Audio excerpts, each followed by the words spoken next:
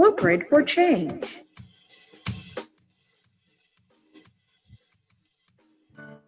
A plan to overcome challenges. Blueprint for change. A guide to help create opportunities. Blueprint for change. Thought-provoking conversations.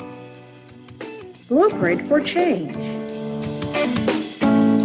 Why wait when you can contribute to the Blueprint for change?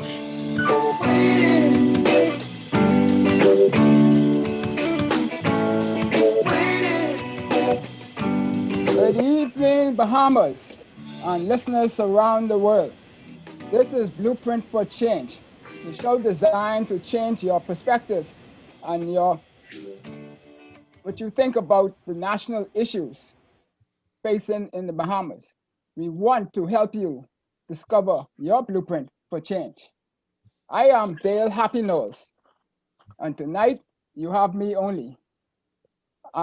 Sends apologies for our host, Michael Diggiss, who this evening is in mourning. So we ask you, on behalf of Dom Dev Enterprises and the Blueprint for Change team, to join us in a short moment of silence.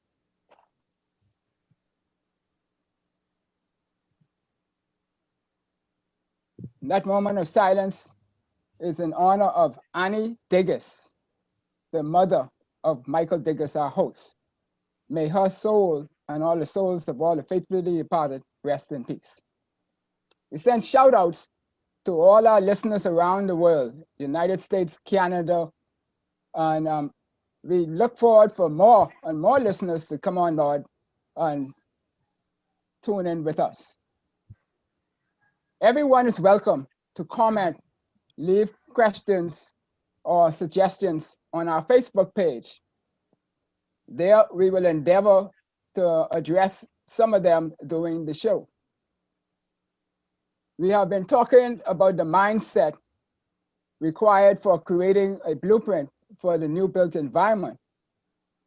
An environment, not just an arbitrary, haphazard, or we buck your toe and fall anywhere where you want environment, but one that the political, economic, and social environment of our society, formulated through intentional thought and action, designed to create the greatest opportunity to build the highest quality of life for our citizens, residents, and those subscribing to and supporting the culture of the 242, and which will provide sustainability for generations to come.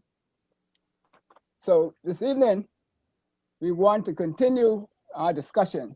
But first, I was a little disappointed in the national narrative this week, because it seems like we still have a lot of talks about waiting for tourism as our main source to restart the economy.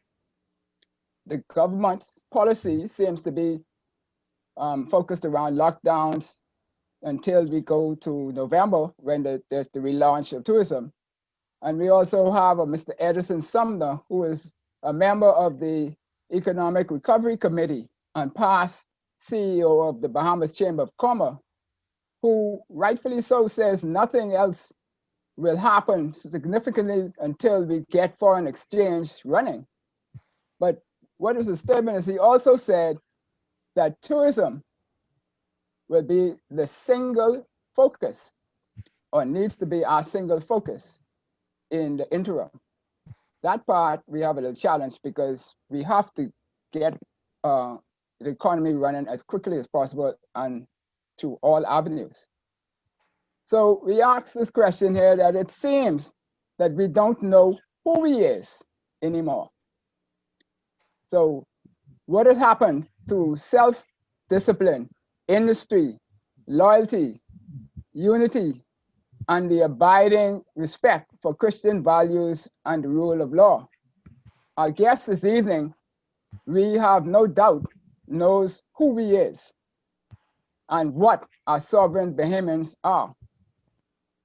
Our listeners have showed an overwhelming amount of love for our guests. And on Facebook, we have a Mrs. Helen Smith, who writes, "The Honorable Loftus Roker thanks you for an awesome job. You have saved your country well. You have served your country well. Many of us miss you very, very, very much. God bless and continue to richly bless you in every area of your life." So as we look at those things, we know that the Honorable Loftus Roker is a man who was, by popular demand, that we bring back an unapologetic national builder, a man of great sovereign conviction, transparency of thought, and commitment to excellence. A man who had the confidence of Sir Lyndon to lead many ministries, and at one time, 2 different portfolios at the same time, both the Ministry of Health and Housing and Works and Utilities, big portfolios. He also capped off his cabinet tenure with the Ministry of National Security. The Honorable retired from frontline politics at the age of 53, sorry. Ever the whole, that salutation forever, honorable. That we see him as leadership, a great example. So we know he does not like accolades, but development of a nation, we have, as a framer of the Constitution, we eagerly await his national hero's honor. Welcome, Honorable A. Loftus Roker. Thank you. So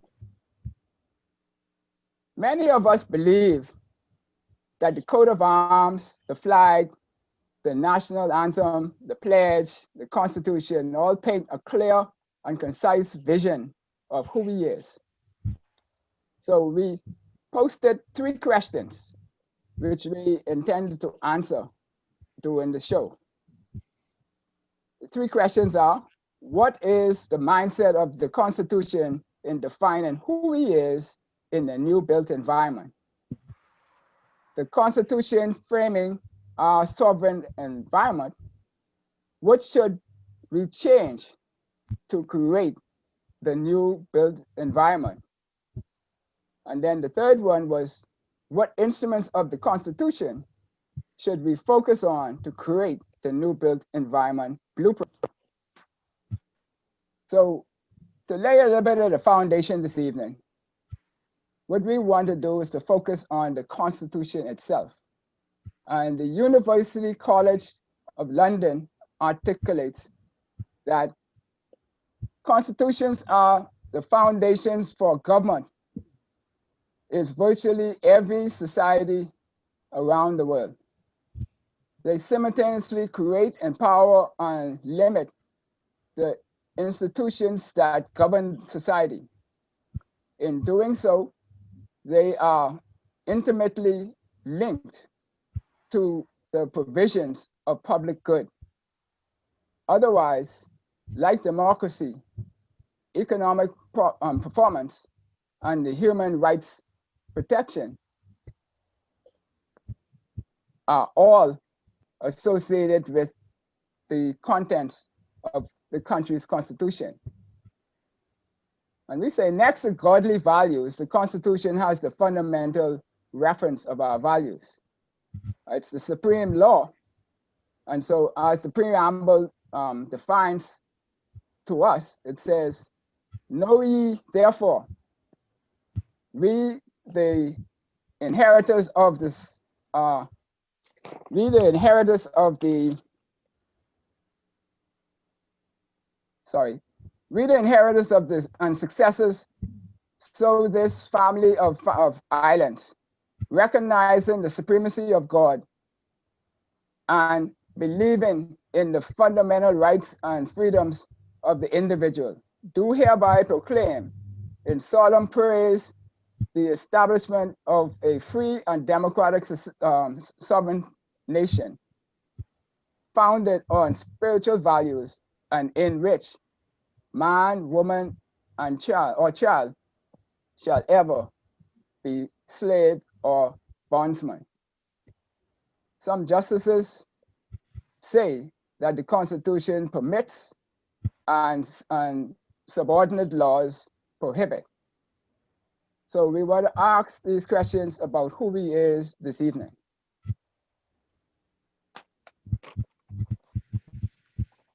So, Honourable Loftus Roker, the first question I want to ask you is, in terms of the Constitution, why does that define who we are or who he is, as we say in the Bahamas? Well, first of all, we were a colony of Britain. In other words, Britain decided what we did and what we didn't do. When Britain decided to agree for us to become independent of them, we got together, the government and the opposition and Britain, and we sat down and we agreed on the Constitution which we now have. And that was done in 1972 in London. Nobody got exactly what they wanted. But in the end, we had to agree. We came to an agreement. And although we didn't get all that we wanted, we were satisfied that what we were going to get gave us independence, that we became an independent country free from Britain and anybody else. Now, I say that because some people are saying because the Queen is head of the country, the Queen owns the crown land and all that. That's not true. The land in the Bahamas is owned by the Bahamian people, and crown lands are held in trust by the government of the Bahamas for the Bahamian people. The Queen has absolutely nothing to do with that. The other thing was that there are people who now saying we need to change the monarchy, we need a president. Well, first of all, I don't believe that's going to happen in a hurry. Because what will a president do? How would that change the system?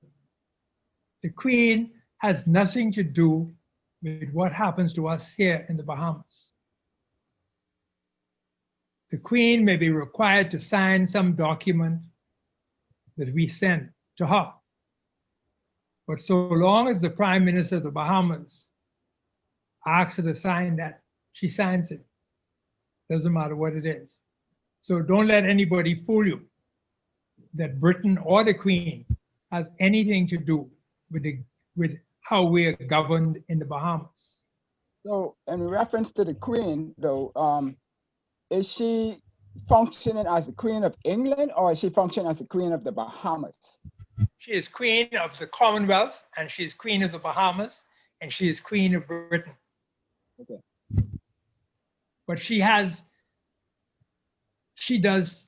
nothing to do with how we are governed here. Right. Okay. So, but those who know better, and they try to make you believe that as long as we have the Queen, we can't do what we want to do. We can do anything we want to do in the Bahamas.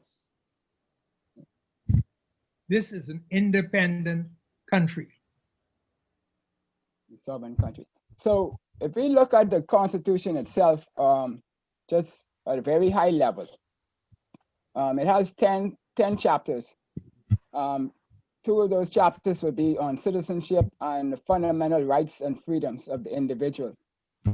In those sections on the citizenship, there is a number of articles that speak to persons coming before independence who are part of the colonies and those who after Independence Day as a part of the Bahamas and how they could become citizens. But there's 2 in there that specifically defers the right to register as a citizen of the Bahamas, and that is in Article 5 that deals with a married lady, and Article 7 that deals with a child born to 2 foreign parents. Now, my understanding is that anything in the Bahamas, you have to have legal status for anything to apply. But what is your take on that whole picture? Well, first of all, bearing in mind that that particular thing was what was happening in most countries of the world. If a man marries a foreign woman, she takes on the citizenship of his country. That was not only for the Bahamas, that is something generally that happened anywhere. And therefore, there was no disagreement about that at the conference. We all agreed on that. Later on, now it may appear that that's discriminatory, and it probably was, but it was not only for the Bahamas. That is what it was in Britain. The problem with us about amending our constitution is, and I may say this now, unless the government and the opposition get together and agree on amending the constitution, we will never get it amended, because you have to go to a referendum. And once you go to a referendum, if it's only the government who agrees on what they're carrying to the referendum, they're going to lose. It's not going to succeed, because the opposition would be against it. And the percentage of people agreeing to the change is such that it is unlikely that you will get an amendment unless the government and the opposition, before they go to the referendum, agree on certain changes. That's my belief. Mm-hmm. So in terms of the 18 years delay, there's any rationale as to why those 2 have 18 years and the rest don't? 18 years for what? The 18 years for a child born out with parents who are foreign, 2 parents who are foreign, for example, they have up to 18th birthday to apply to be registered their citizenship. Yeah, that is when the child becomes an adult. At 18, that's when you can vote. And that's how 18 get in there, I believe. Okay. So, and then... because until he's 18, he is not an adult. His parents are responsible for him. And the same applied to women. That it was the husband who was responsible for the woman at the time. Was that the reasoning?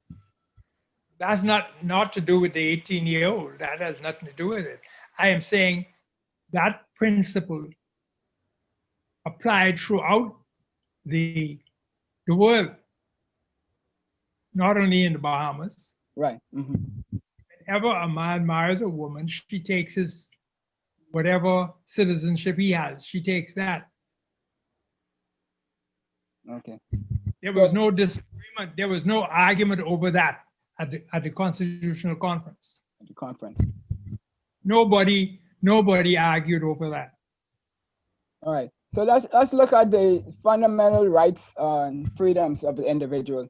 A lot of it, to me, is well thought out and balanced. But there's one part in there that bugs a lot of Bahamians, and that is the discrimination about natives in gambling, and where the natives are restricted from gambling. What would be the mindset behind that?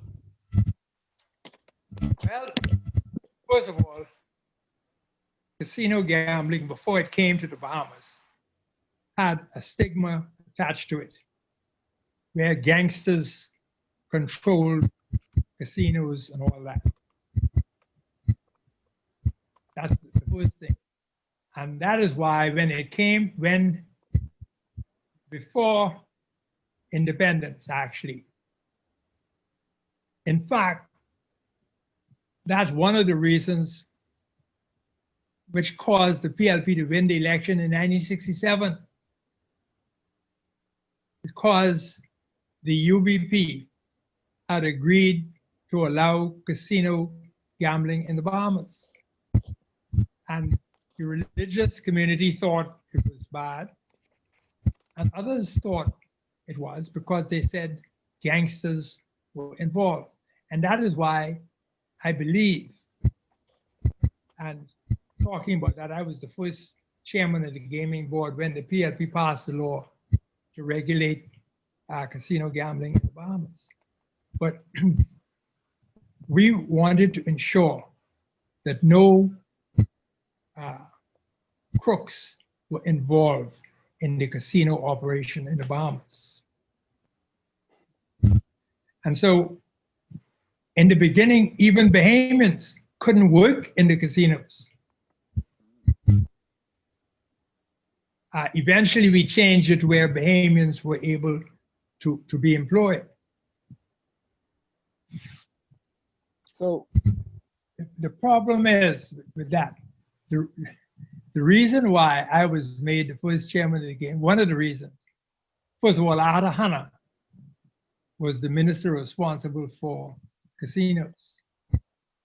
And Ada and I were close. I believe that's one of the reasons why I was appointed chairman of the game board. But secondly, I was against casino gambling in the Bahamas. I was. And so I believe that it wasn't considered to be discriminatory when we decided Bahamians couldn't gamble at the casinos. I don't believe we considered that. It now looks like it's discriminatory, but at that time we didn't think so.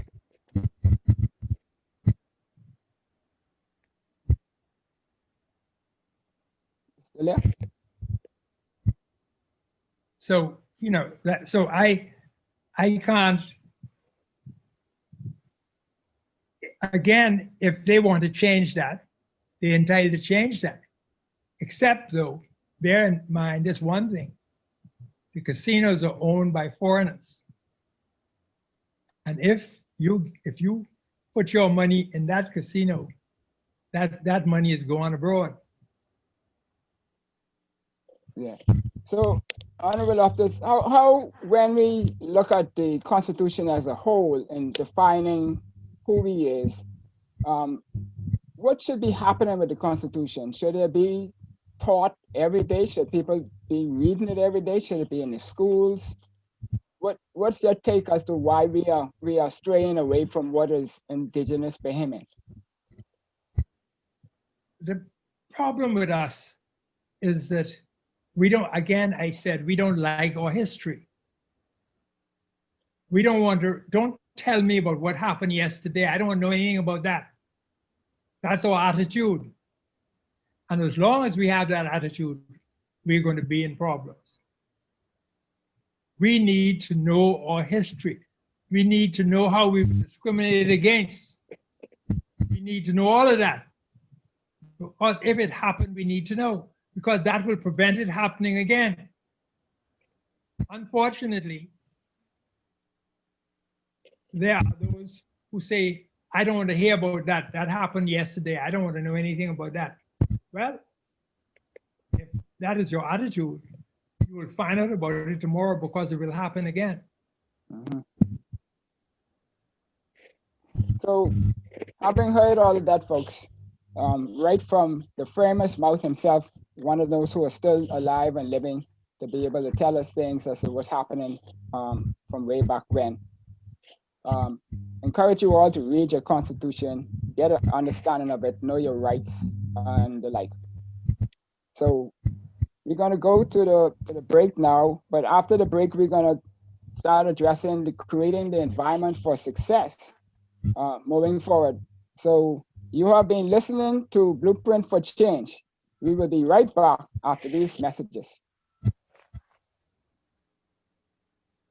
Wally, take us to the break.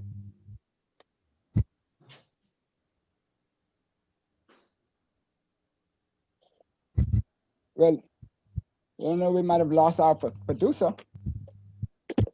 So whilst we're on this break, we need to know that based on the Constitution, that is our supreme law, and it is what guides us and governs all subordinate laws. So what we would like to know whilst we are doing these things as we grow stronger and stronger as a nation, if we learn the Constitution to understand what is involved in it, then that will make us stronger citizens, and then we will be able to achieve what we need to achieve with the government. When we have protests and the like, we will know where our base is and what we are able to do. Oh, Wally, are you there? I think we lost our producer, so we might as well continue on, Honourable Loftus Roker. Yeah. Oh, you're playing it now.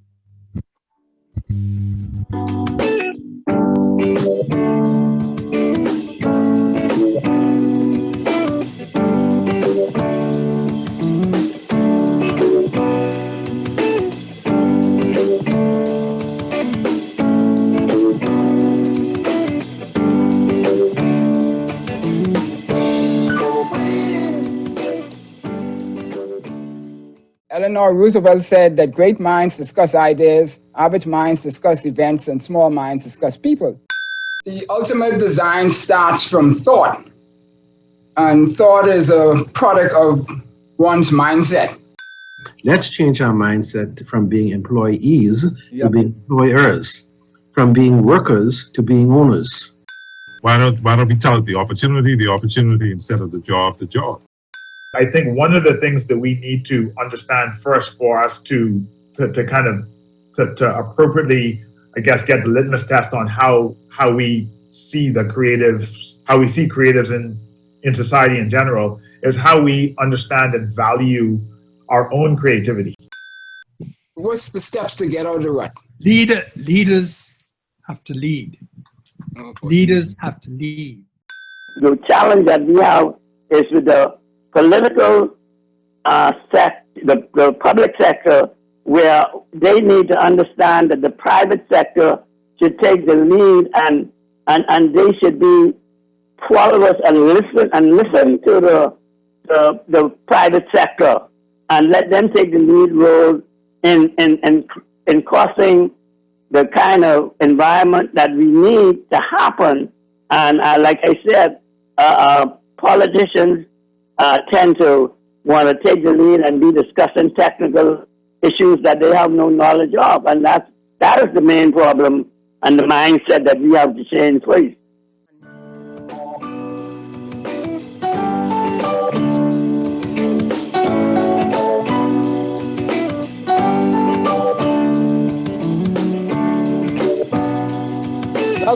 Welcome back to Blueprint for Change, a show designed to change your perspective on how you think about the issues affecting our nation.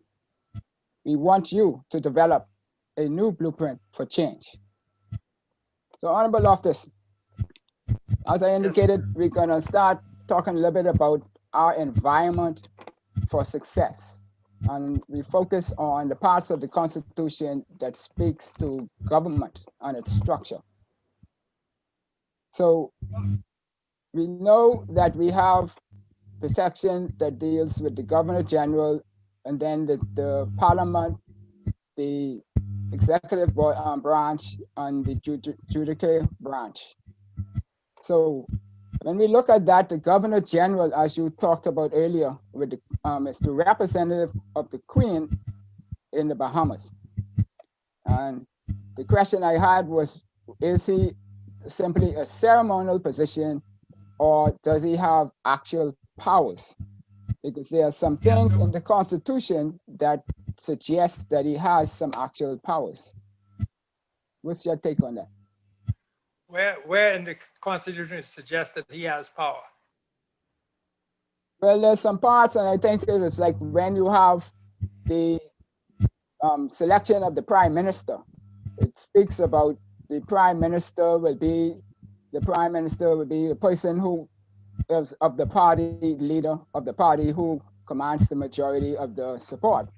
But then it also says, or in the case where that is not clear in his judgment, I'm paraphrasing now, that he can select somebody who is out of those there who has the support that is willing to serve. That is one example which I see.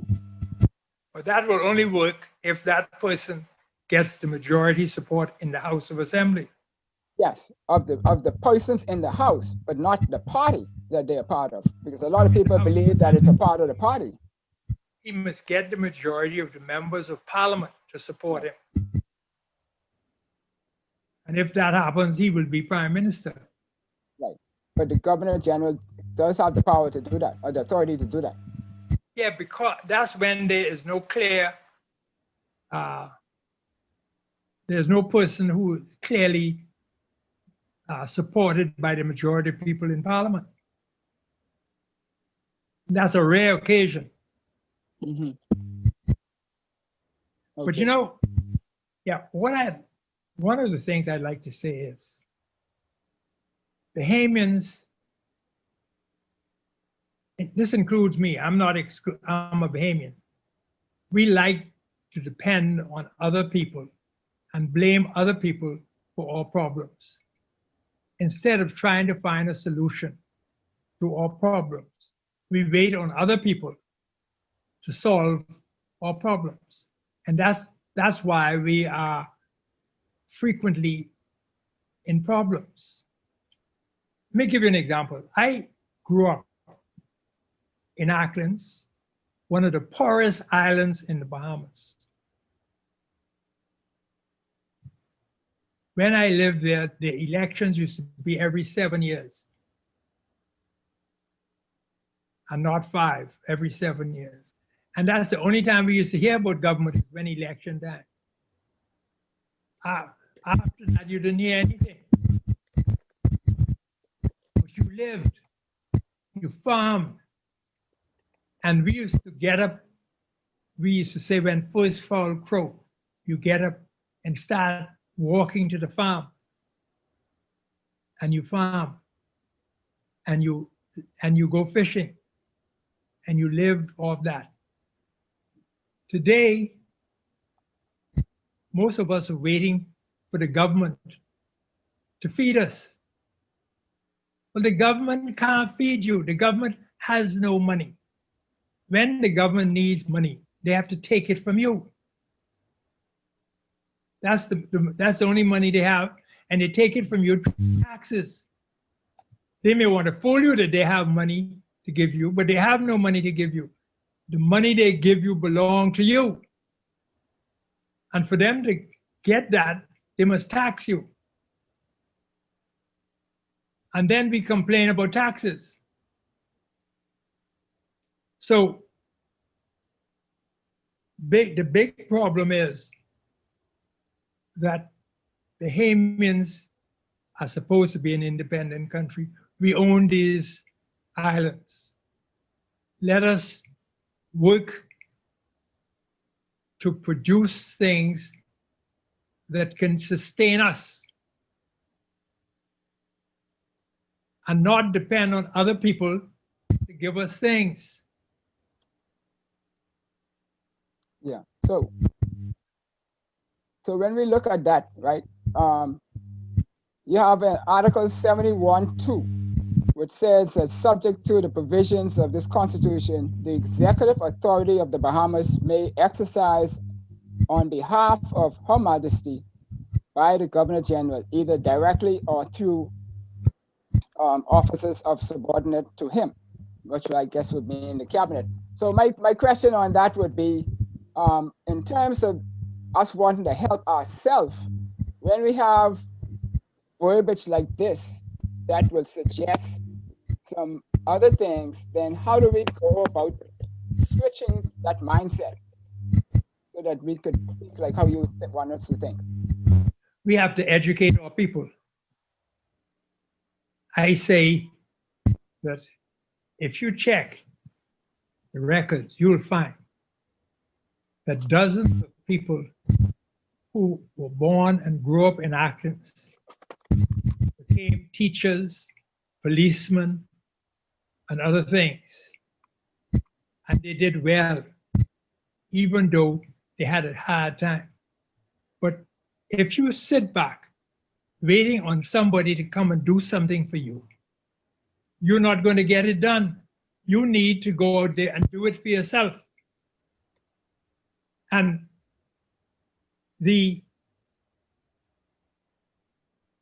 just like the gentleman who said that he wanted a scholarship and I didn't agree for him to get a scholarship. And I said that may have been so, because I don't know him but when I went to school in England, I left here with a one-way ticket, which I bought. And when I landed at Southampton in England, I had 10 shillings, 5 pounds, 10 shillings in my pocket, which was less than $100. I couldn't come back because I went on a one-way ticket. 3 years later, I came back to the Bahamas as an attorney because I was determined to work to do that. And my parents helped me, my brother helped me, but I wasn't waiting on the government to do anything for me. And that's our problem. If you keep depending on somebody else, you're bound to get into trouble because that person will put conditions on you that you may find too burdensome. Yeah, well, we paint this picture that the Prime Minister of the Bahamas is the omnipotent one that has all say and power, but the Constitution seems to suggest that the 3 branches of government are all sovereign: the executive branch, the legislative branch, and the judiciary branch. That they all can operate in their own without, and in fact, the actual executive branch reports into the legislative branch. So once we have that in place, then I see it difficult for people to want to go the right way. No, it depends on us. See, if you want the Prime Minister to have all the power, you do nothing, and then he make all the orders and all that. But if you didn't agree with that, then you have to come forward and say something. When I was there, my Prime Minister, the person who appointed me as a minister, I didn't consider him as having all the power. And I acted that way. And I'll give you an example. Once I said, in connection with the drug trafficking and all that, I said, I didn't take any instructions from the Prime Minister or the Deputy Prime Minister. I take full responsibility for what I did. A lot of people then, including a minister of the gospel, went to the Prime Minister and said to him, how can you let him out there do things without your permission. Well, first of all, what they didn't notice, when he appointed me a minister, he gave me the power to do what I did. And when I was doing something that he didn't like, he would then remove me as minister. But once he appointed me a minister, I'm supposed to do my job.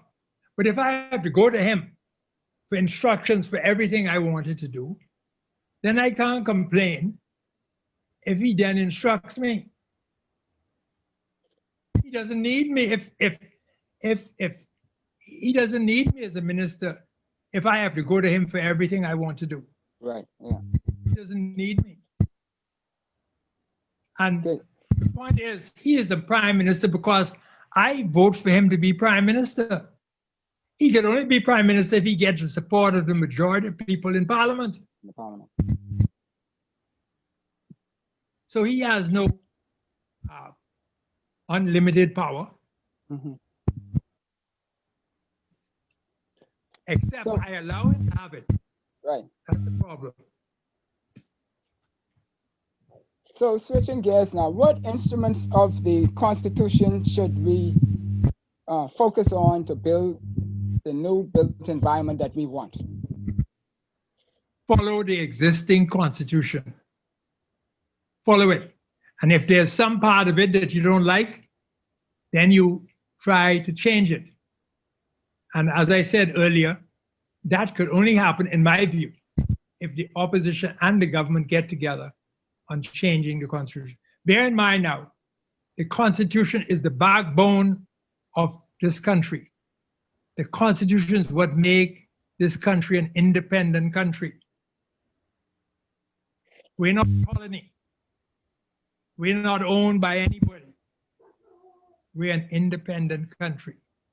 And therefore, we have to decide whether we want to change the Constitution. Nobody else could change our Constitution. We're the only people who could change our Constitution. So If we want some change, we have to get together and agree and make the change. Until that happens, we should abide by the existing Constitution. Don't try to go contrary to the Constitution.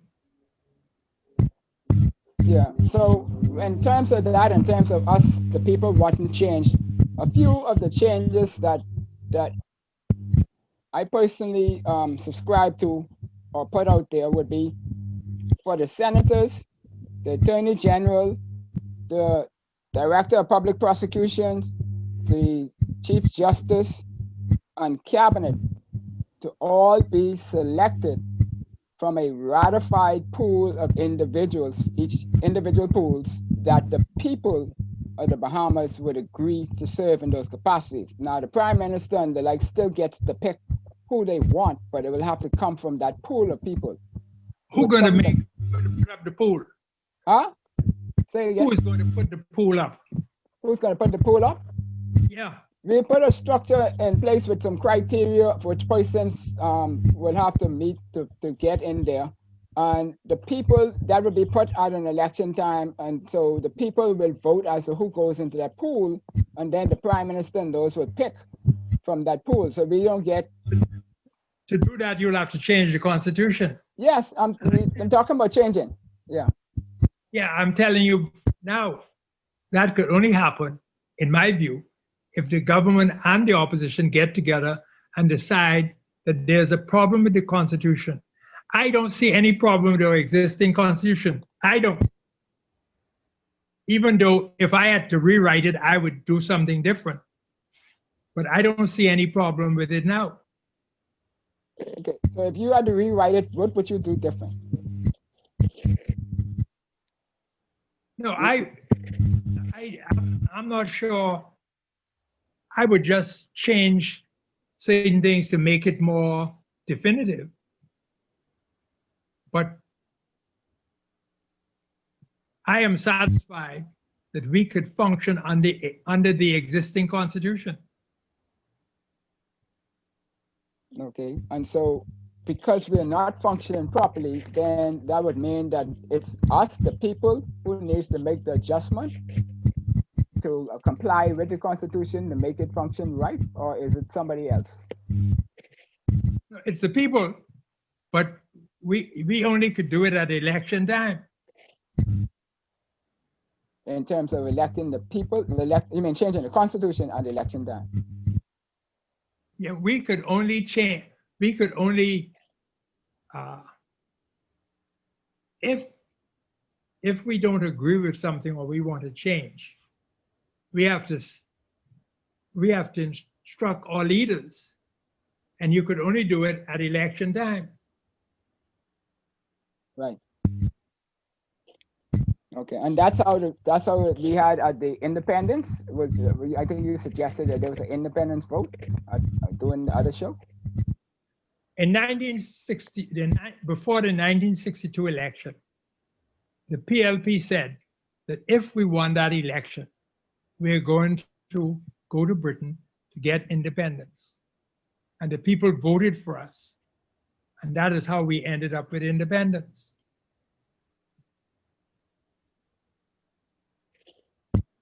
Okay. So another question that came from the public that is common is, I know you are in favor of keeping the Constitution the way it is, but there's a group of persons who would wish to see the Commissioner of Police and the Senate elected by the people and not just the House of Assembly.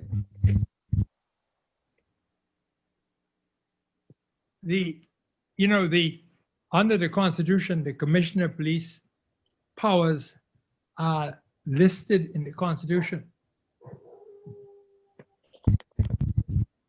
Yep. And so I don't have any sympathy for the Commissioner of Police if he takes instructions from politicians, because he is not supposed to take any instructions from politicians. His job is defined in the Constitution, and he is supposed to follow those rules. And there was good reason for that. We don't want the Commissioner of Police being told who he should arrest and who he shouldn't arrest. We don't want that. Yeah, the Constitution speaks to the Commissioner of Police being directly accountable to the Governor General. Yeah. Yeah, in other words, he isn't accountable to a politician. Right. So another question on the table was been, do you believe that the political parties, considering that they have the nonprofit organizations and all these regulations and the like, should political parties be required to be a business entity under the Companies Act?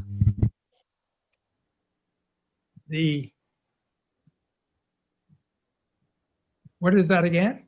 Should political parties be registered as a company under the Companies Act and not just a free-flowing entity, which really is not accountable to anybody? How would that help anybody? I guess their cry was in terms of people getting rich overnight. I don't know. That's just one of the questions that came to well, if the political parties became a company, that wouldn't stop the politician from getting rich overnight. There are laws dealing with that. And if we don't carry out the laws, they will continue to do that. Mm-hmm.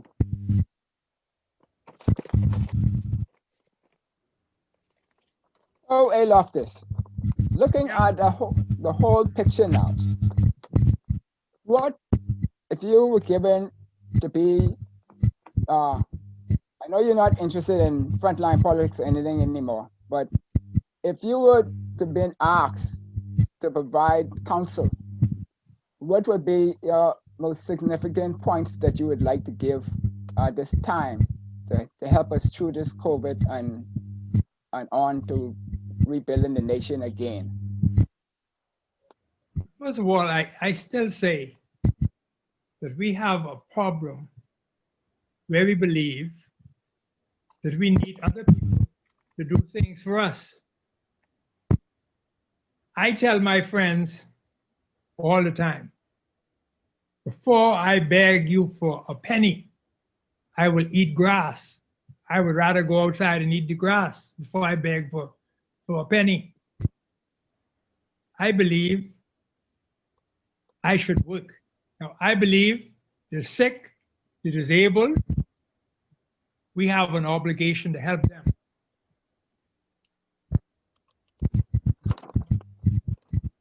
People, working people, I believe they should go to work.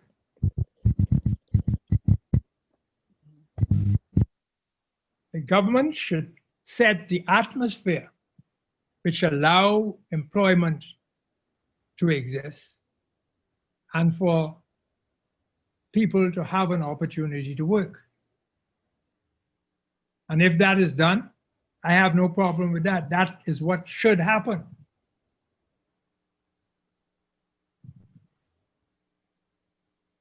Yeah. So if we now have a state where people are looking for the handout still, and there is no jobs because we're waiting for the tourism to reopen so we could go back to work for that. Shouldn't there be some level of an increase in attention to education in this interim? Yeah, tourism important, but other things important as well. We should not only be relying on tourism. Tourism is important and we need tourism, but we need other things too. Farming should be in existence. We used to farm before. I tell you, when I grew up in Athens, all we did was to farm and fish, not to sell, but to eat, to exist on. Today, all we doing is walking around and not trying anything. Not being creative, not innovating. The Bahamians need to get out there and think about ways they can do things to improve their lot. And unless we do that, we're going to become beggars. And we also need to ensure that whatever funds we have, we spend it properly. Our problem is you spend money like it's going out of style, and then when it's all gone, you start crying. You need to spend your funds properly. Yeah. So what is it that is so different from people of your era to people of today? Why you could see the things that you see and you all did the things that you all did, but today we seem to be struggling. If we have a constitution that is still perfect, well, not perfect, but still appropriate and the like, what's the difference? What's the significant thing that makes the difference between your generation and the generation I say, today? when I grew up in Athens, we only heard about politicians every 7 years when election came. After that, you go out and work for yourself. We used to walk to school. I walked from where I lived to where the school was. It was over 2 miles. And I had to walk there every day. And I got to school. And if I didn't get to school on time, I got beaten for that. So I made sure get to school on time. Today, the bus pick you up at your door and you're still getting late for school. We depend too much on other people. Instead of getting together and trying to build a little house, I want the government to build me a house and give it to me. Where is the government going to get the money? That's the problem.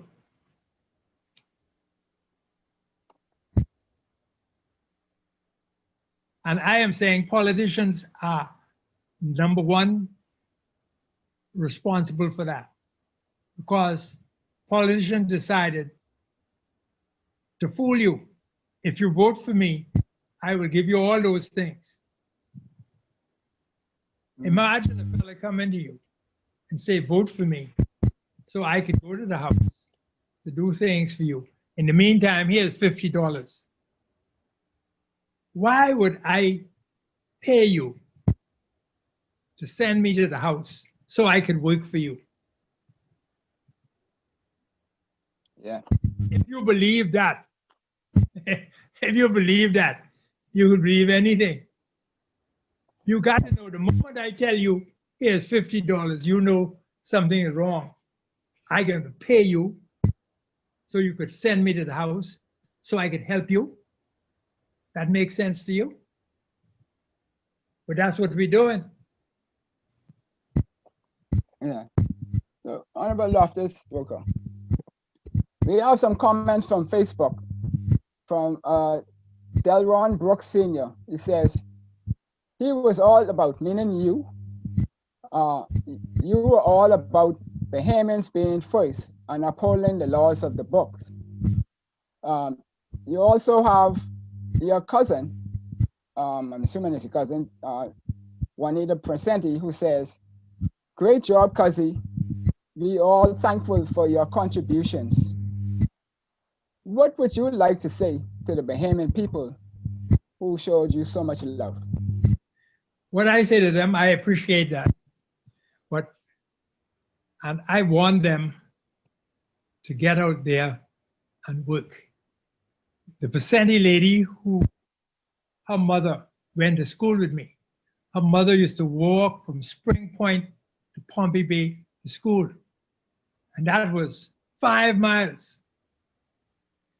I used to walk just about 2 miles to school.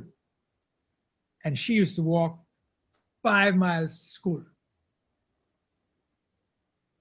And we did that from Monday to Friday.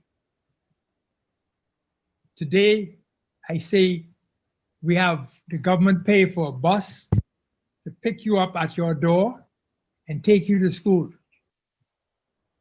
And the children still don't learn anything because nobody is ensuring that the teachers are doing what they are supposed to do. Discipline is our problem.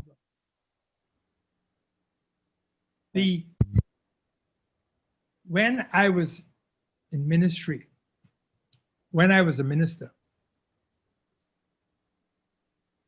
I dealt with the permanent secretary.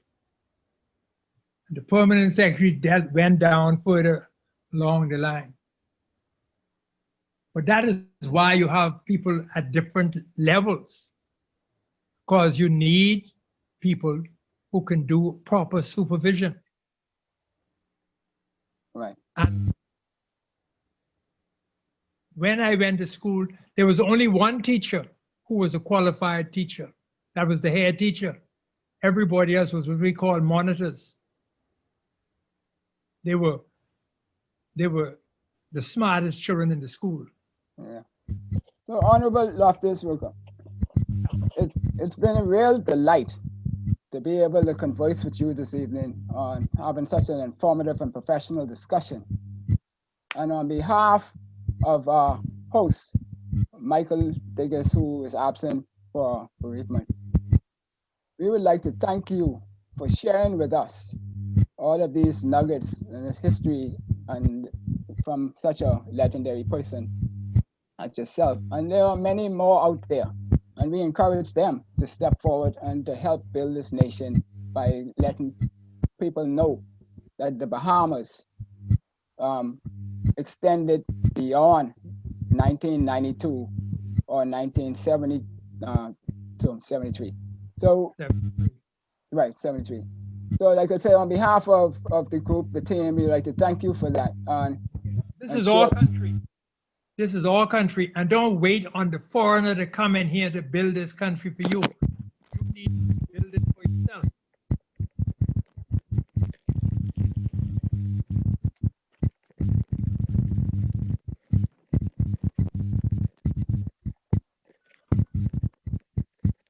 I lost my headphones for a second. Yeah. Are there? Yeah. So, like I said, thank you kindly for being on the show. Yes, sir. I'm happy to have had the opportunity to do so. You're welcome. So, thank you very much, and have a good night. You're welcome. And so as we go this evening, we want to remind our people of COVID, and we want you to stay at home if you don't have a pressing need to be out. Social distance, wear your mask when you're around people, wash your hands, stay clean, and whatever you do, love digitally. You've been listening to Blueprint for Change, the show which we intend to change your perspective and to help you form a blueprint for change. Good evening, everybody.